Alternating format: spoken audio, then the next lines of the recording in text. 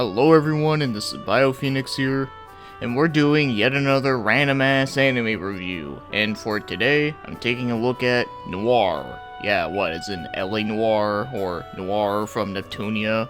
Well anyways, this series is considered as an action and drama, and it came out in 2001, which is kinda crazy to think because the first time I've heard about this anime was last year, so it took me like almost 20 years to finally discover this anime. And it's just so crazy to think that something from like the 2000 era is considered as 20 years old now. I just can't believe that. So let's get moving on and start talking about the story. So this show mostly takes place in France, and it stars one of her main characters, Marielle. And she is an assassin that had a very troubled past. Well, one day she gets a very mysterious email from someone, and that someone happened to be the other main character, being Kirika. And Kirika's character is that she's very young, and she happens to be really good at killing people without any hesitations. But she's more of an introvert, and of course, she happens to be amnesia. So yeah, that's something that we've seen like a million times. So the two characters having to work together trying to take out a group of people called the Soldats, which are trying to kill them. And as they're working together, they end up naming their group called Noir, so the name of this anime. But within this anime, there's actually some dark history behind the name Noir, where that it is the name of two maidens who govern death. So when the Soldats found out that Noir is coming back, then they're just shitting themselves.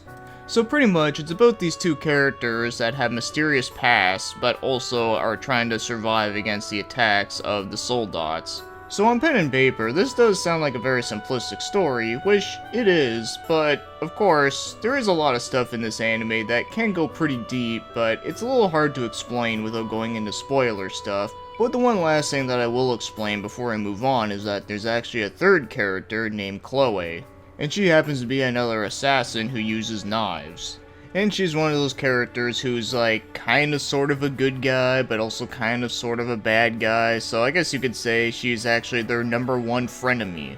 Of course, there's a lot more to the character than this, but like I said, I don't want to get into spoiler stuff since, you know, not everyone has seen the show when it came out. But yeah, that's the basic stuff of what you need to know. But I'll get into some more details about certain stuff later on, so anyways, now let's get moving on to the show's animation. And I think the animation in this one is actually really good for 2001.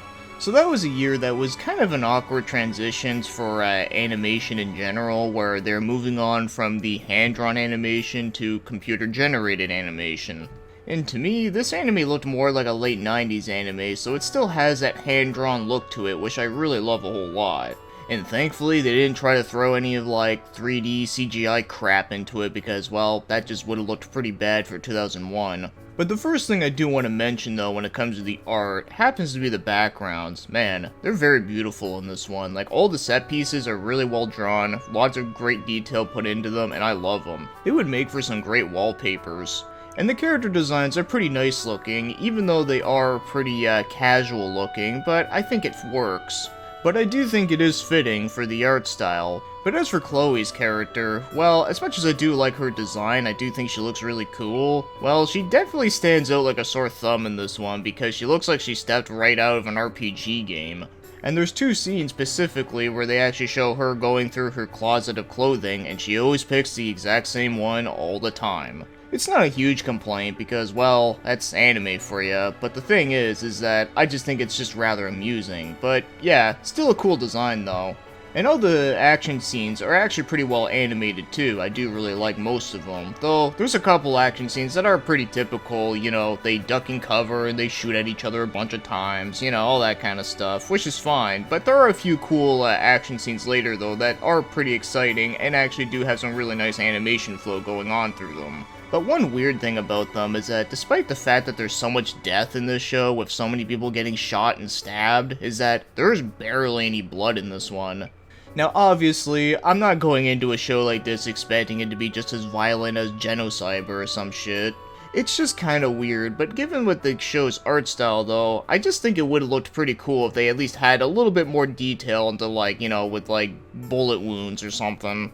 So if you're going into this anime expecting like the shootouts to be on the same level as something like Mad Bull 34, where apparently like pistol shots can like decapitate people, well, you're gonna be pretty disappointed, but I still think that the action scenes are still pretty creative and fun at times. So overall, I do think that the animation in this one is really nice, and I really do like it quite a bit. So now, let's get moving on to the show's music, and the music in this one is absolutely fantastic. But then again, if you look up who composed the music, it doesn't come as a surprise because it was composed by Yuki Kajura, who happens to be a fantastic composer. In case you're unfamiliar with the name, she also did stuff like Hack Sign, Madoka Magica, Tsubasa Chronicles, and even the more recent anime, Demon Slayer, which is like really popular now. And one thing that I totally forgot that she did was that apparently she did a couple songs on the game Xenosaga 3, which is fucking awesome. So if you've heard the music in any of those shows, then you might have an idea of what it sounds like here, and I really love it a lot. But not only are those singing tracks that are very majestic sounding are great, but it also has a huge variety of other styles that are really well fitting for this anime. So you get some really nice sounding violin pieces, some piano pieces, some acoustic guitar, some even like some light guitars, and even a little bit of some trance stuff, just a tiny bit. And there's actually one song off the OST that almost sounded like something from the band Enigma, which is awesome. I honestly have no complaints about the OST at all. I think it fits perfectly, and I really love it a lot. Even listening to it like outside of the anime, it's good shit. So I can say that this anime's OST actually became an all-time favorite of mine, like ASAP, but also, I find it to be kind of underrated. Even for the composer's other work, I feel like it just doesn't get talked about nearly as much. And the opening and ending themes also have that same vibe too, and I really dig them a whole lot. Although, I prefer the ending theme just a tiny bit more than the opening theme, but they're both really good. So the music in this one, even if you don't plan on watching this anime and you just want to hear the music, I can at least highly recommend that. So now, as for the voice acting, so I watched this one in English, and I did watch a couple scenes here and there in Japanese just to hear what it sounds like, and I can say that the English voice acting, it's surprisingly not bad, but I wouldn't call it great though. So here's the thing with this one, is that the voice acting was at least taken seriously, which I do think is a good thing, because even though I am a person who always says, like, I'm a big fan of, like, cheesy-ass voice acting that's hilarious, well, as much as I do like that, I don't think it would have been appropriate for an anime like this, because it's one that takes itself very seriously. So I can at least say that the tone of it was fitting and it was consistent, but as for the acting itself, I think it's fine for the most part. Like, it's nothing that really stands out, like there's no memorable quotable lines in it, at least to me, but it was at least fitting for the characters though. But I'd have to say that the best voice in here would have to be Kirika being played by Monica Ryōe. For that, I think she actually did a good job playing the more, like, shy and quiet type character within a show like this. And eventually, even when she breaks out of her shell, she does a good job with that too. And also the voice of Chloe actually kind of grew on me. When I first heard it, it was kind of not what I was expecting her to sound like given how she looks, but eventually over time though, it kind of started to make a little bit more sense, and I kind of appreciated it. But unfortunately, even though the voice acting itself isn't bad, there is one major issue with the dub, is that whoever was in charge of doing like the audio mixing did a really piss poor job, or maybe it was just the version I watched. Because some of the voices were like way too quiet, and I had to like turn up my volume like really loud, and then sometimes it would like transition to a song and it'd be like loud as shit, and then I had to like turn it down all over again. Like, I fucking hate that. But if you watch it in Japanese, it doesn't have that issue, so yeah, whoever was in charge of that really fucked it up. Which is kind of a shame, because I would say that the acting itself is decent at best, but was ruined by a technical difficulty.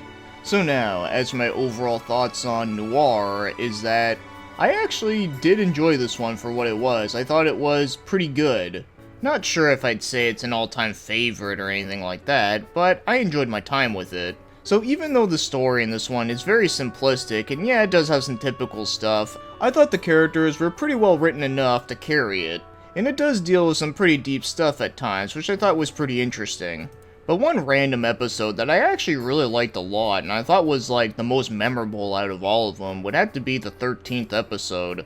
It's the one where Kirika is trying to take up a new hobby where she ends up wanting to try to like paint a bunch of pictures. I actually thought that was a really well done episode with some great characterization, and it also had a really grim ending to it, which I thought was really well done. So it's kind of funny that my favorite episode in this show happens to be one that doesn't really have a whole lot of bullets flying all over the place.